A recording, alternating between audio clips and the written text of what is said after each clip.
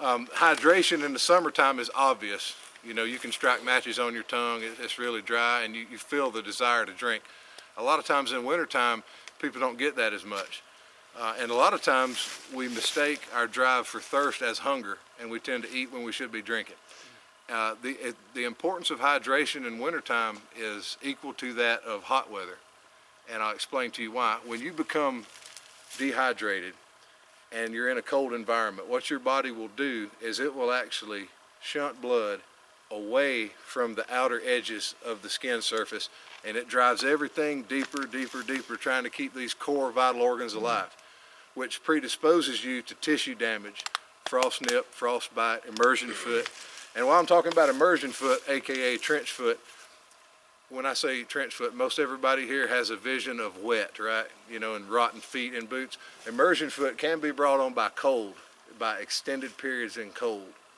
And I have nerve damage in my left foot permanently from that. Just being in a cold, muddy environment. My feet were bone dry because wool socks is all I had, and I had Gore-Tex lined boots. My feet were never wet, but they were cold for an extended period of time, and that tissue will die. Time equals tissue. And so when you're out there for weeks, and in my case, in that extended cold, and you're not rewarming that tissue enough or getting circulation to it, you start to lose feeling and function. So it's important to be hydrated because you want that blood to make its way to exposed skin and the surface area of your skin. And the way that you gauge your hydration is your urine should be clear, just like the water that you drink should always be clear. If it's not, keep drinking, keep drinking. And a lot of people won't drink in the cold, especially because at close to nighttime, they don't want to have to get in and out of that warm spot they have to go wee-wee or whatever. But just, you got to. You can slow it down a bit before bedtime, but you really want to be hyperhydrated. So what you're doing, the best thing to do is to go ahead and prevent that.